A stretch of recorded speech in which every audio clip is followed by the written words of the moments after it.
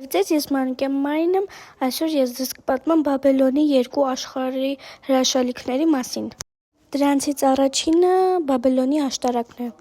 Երկրի վրա մարդիկ նույն լեզվով էին խոսում։ Արևելքից գաղթելով մարդիկ բնակություն էին հաստատում Սանեար կոչվող տեղանքում։ Մարդիկ որոշում են քարեր հավաքել և կառուցել քաղաք մի աշտարակով, որը կհասնի երկնքին, սրանով ցույց տալով իրենց փառքը։ Աստված իջնում է երկիր, քաղաքը և աշտարակը տեսնելու և նկատում, որ եթե մարդիկ մեկ լեզվով չխոսեն, նրանք չէին կարող հասնել իրենց ուզածին։ Աստված վերադառնում է և խառնում մարդկանց լեզուները, դարձնելով նրանց անհասկանալի միմյանց համար, տարածքում նրանց ամբողջ աշխարհով, սրանով դադարեցնելով աշտարակի կառուցումը։ Սրա պատճառով քաղաքն անվանում են Բաբելոն, այսինքն՝ խառնաշփոթ։ Իսկ հիմա կպատմեմ Բաբելոնի կախովի այգիների մասին։ Այդ այգիները կառուցել է Բաբելոնի Նաբուգոդոնոսոր II արքան,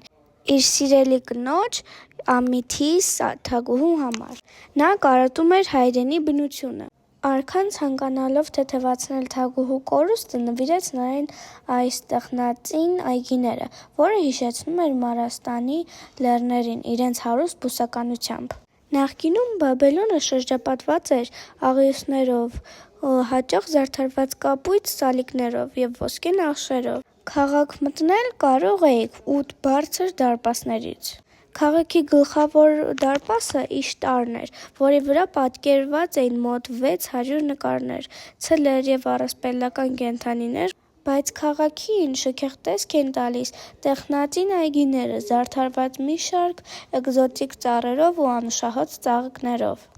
Բարձրահասակ և բարեկազմ ծառերը ստեղծում էին ստվերներ, ավելին, քան հարկավոր էր ստվերային բուսականության համար։ Թագուհին և նրա ամուսինը պարզապես սիրում էին հանգստանալ զով ստվերում, որը թագուհուն հիշեցնում էր իր հայրենի լեռները։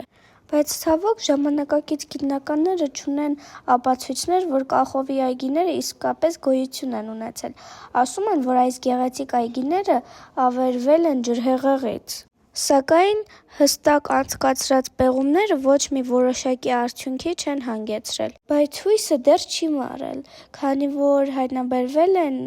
քանդակներ, որոնց վրա պատկերված էին այգիները։